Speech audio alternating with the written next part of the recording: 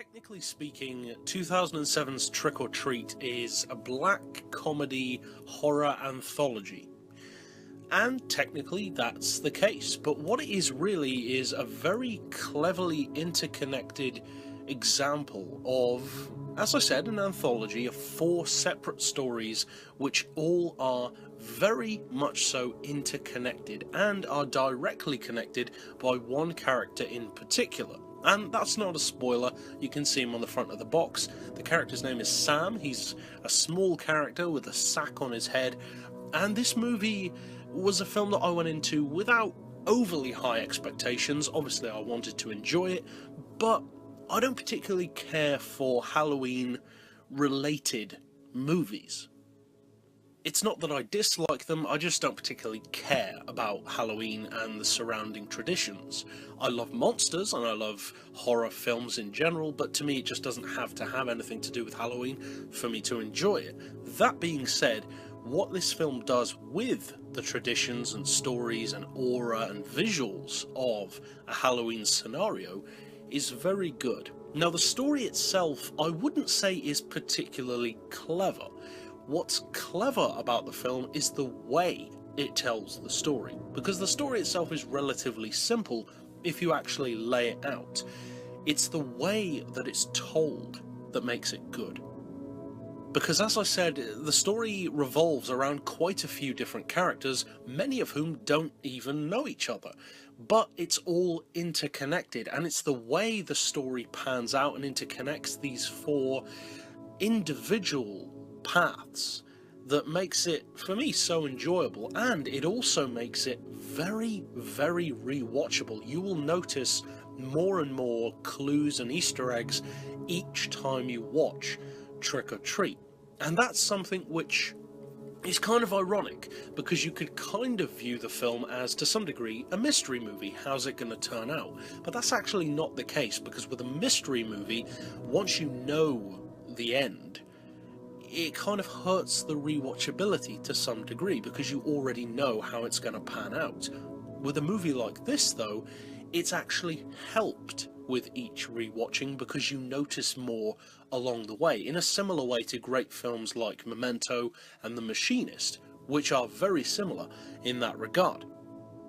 Now, this movie was delayed for a time, and it didn't make a huge amount of money. It made just over $13.5 million from a $12 million budget, so it didn't do that great, financially speaking, but it did very well with the fans and with critics alike, and there is supposedly a sequel on the way, which, having seen this first movie now, I have to say I am very much so looking forward to, and I do hope that that happens. Now, in the film, there aren't necessarily a huge amount of very recognisable big name actors. There are certainly some recognisable faces in there. You've got Brian Cox, Leslie Bibb, Anna Paquin, and a couple of others, but there's not huge named actors. Now, that's a good thing, I think, because they would kind of take away from the story. And with a film like this, it's not about the actors involved. You can literally put pretty much anyone into these stories and they will fit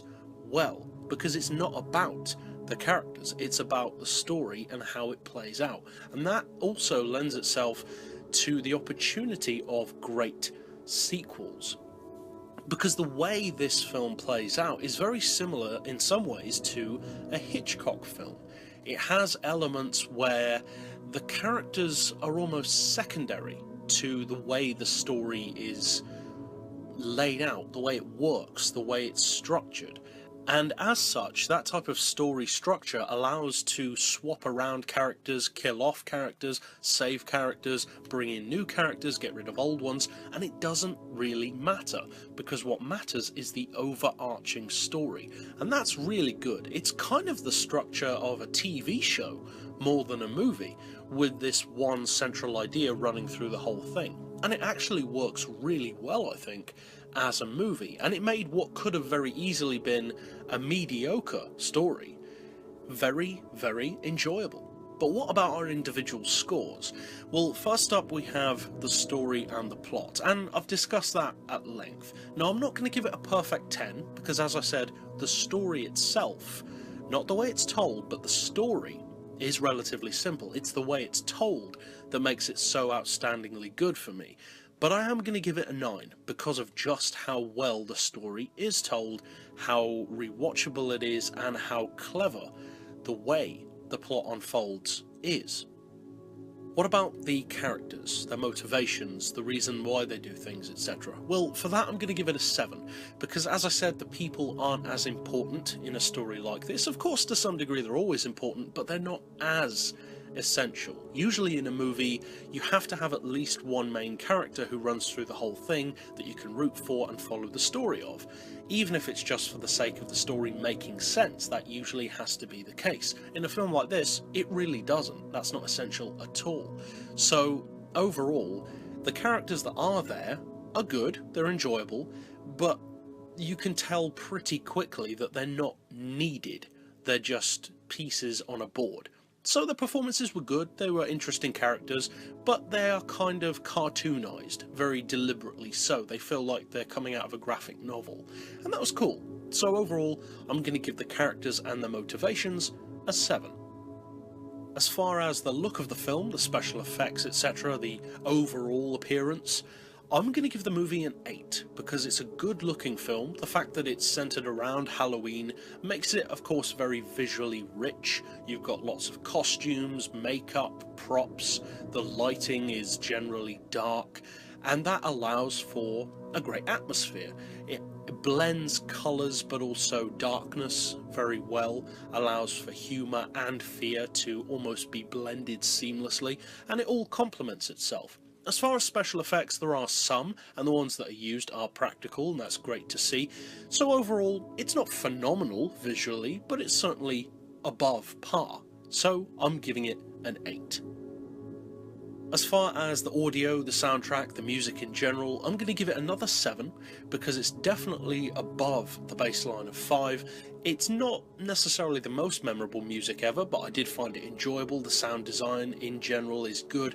Some of the particular scenes use sound very well, even when it's not apparent that it's important. On a second viewing, you'll notice certain sounds which are very important, and I like that. So overall, it's a 7. And finally, for the rewatchability and entertainment factor, which as always is the most subjective to me personally, I'm going to have to give Trick or Treat a 10, and the reason why is because although the story itself, as I said, is super simple, and the characters are easily interchangeable, some of them even forgettable, it's the overarching clever way that the story is told, coupled with the rich visuals, great sound design, and good mix of horror and humour, that just make it really rewatchable. It's a movie that you can decide how much effort you put into it. If you want to just watch it on a surface level just to have some popcorn fun, then you can do so. If though you're watching it a second time, you can watch it looking for more clues, to see what you missed last time, to see little innuendos, little clues coming in before certain plot points happen, and there are plenty of those that key you in to things that are going to happen, the reason why things are happening, little plays on words for different characters, and that's really good. A lot of thought was clearly put into the storytelling of the movie, and I have a lot of respect for that, because these days a lot of movies don't seem to have that kind of effort put in. So overall, it's a 10 from me, and that means that overall, as a tabulation of our 5 scores put together, I am giving Trick or Treat a pretty respectable score, to say the least, of 4.1 out of 5, which is easily a lot higher than a film like this could have been. It could have been very generic and totally forgettable, but it really wasn't. And so if you haven't checked out Trick or Treat, to be honest, regardless of if you're a horror fan, because you don't need to be in the case of this film, I would definitely say do so. If you're a horror fan, you'll enjoy it. If you like black comedies, you'll enjoy it. If you just like clever storytelling, you'll enjoy it. It's definitely a great movie for around Halloween time, or for monster and horror fans in general. So yeah, check it out. But that's it overall for this particular review. I'll see you guys next time, and as always, thanks for watching.